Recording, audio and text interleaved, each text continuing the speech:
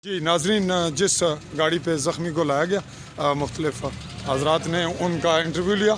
हम इनसे पूछेंगे, जी आपने ज़ख्मी को देखा, कहाँ से उठाया? सोना वैली से। सोना वैली में। ये ज़ख्मी कहाँ पे हुआ? सोना वैली में।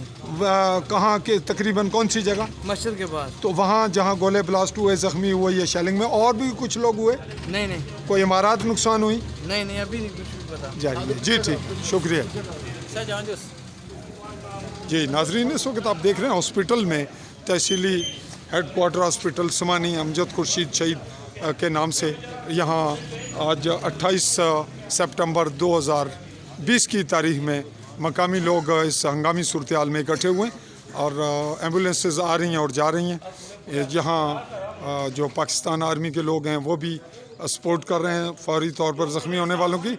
जिन्हें ज़ख्मियों को लाया गया उनमें कुछ लोग जो शदीद थे भिम्बर पहुंचा दिए गए, और बाकी अभी सिलसिला अगर कोई मज़ीद ज़ख्मी है तो उसकी भी इतला आ रही है, लेकिन चूँकि बॉर्डर लाइन का इलाका दूर है इस वजह से ऐसे मामलात में ताख़ीर भी हो सकती है।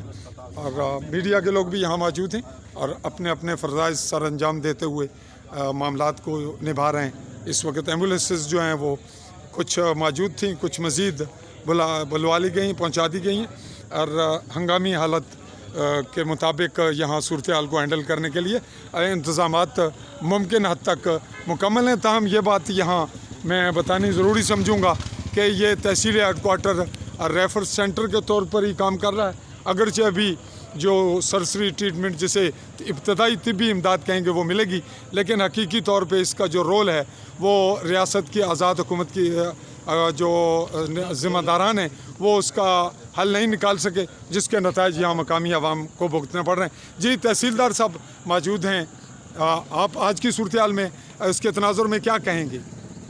जी आज जो इंडियन आर्मी की तरफ से बड़ो सेक्टर में गोलाबारी हुई है उसके नतीजे में हमारा एक जवान जो है वो वलीद वल्द मोहम्मद फरीद उधर ही सोना वैली से उसका तल्लक था, वो शहीद हो गया है।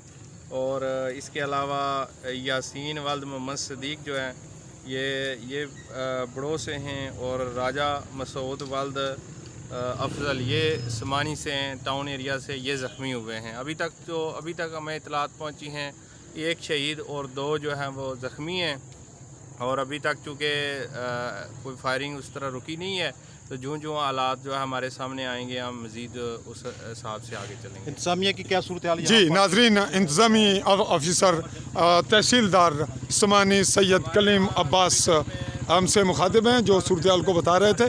हम यहाँ एक मकामी सियासी भी हैं, समाजी भी हैं, नौजवान शख्सियत राजा सुहेब, इनसे पूछेंगे कि हॉस्पिटल की सूरत हाल के बारे में आपके क्या रिमार्क्स हैं कि यहाँ जो इंतज़ामात हैं उससे आप मुतमिन हैं आवाम या क्या?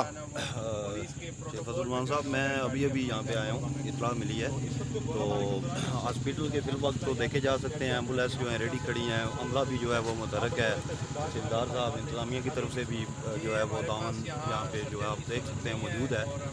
तो लेकिन हॉस्पिटल के जो ऑपरेशन के दीगर जिम्मेदारियां हैं, दीगर जो इसकी रिक्वायरमेंट में तहसीली हेडक्वार्टर ऐसे हंगामी हालात को निपटने के लिए वो मुसलसल 5 साल की हुकूमत इनको नहीं दे सकी, इसके लिए आप क्या कहेंगे एक लफ्ज़ में? मसला ये बॉर्डर लाइन एरिया है, तो हुकूमती नुमाइंदों को चाहिए कि वो जो अपने मज़े लूटने की बजाय जो फैसिलिटीज़ मैन जो यहाँ पे चाहिए वो फ्राहम करें। अब मरीज़ यहाँ पे जो है वो यहाँ पे कोई ऐसी मेरे ख्याल में कोई सिस्टम नहीं है कि उसको जो है वो। जी नाजरीन, हुकूमत फैसिलिटीज़ प्रोवाइड करे, और वहाँ एहतजाज भी हल्का सा इज़हार हो रहा है जहाँ हम अभी पहुँचते हैं, और अलग आपको क्लिप देंगे। तहसीली हेडक्वार्टर को आज तक तहसीली ना बनाया जा सका। नाजरीन, आज 28 सितंबर 2020 की तारीख में मुख्तलिफ ज़ख्मी और शहदा यहाँ पहुँचे, कुछ शहदा की डेड बॉडी वापस कर दी गई, और अभी ये सिलसिला जारी है क्योंकि दूर दराज पहाड़ी इलाका और गोलाबारी का सिलसिला शायद जारी रहते हुए ज़ख्मियों को बर वक्त लाना पहुंचाना मुश्किल है। मैं इजाज़त चाहूँगा आप का मेज़बान चौधरी फजल रहमान समानी भिम्बर आज़ाद कश्मीर।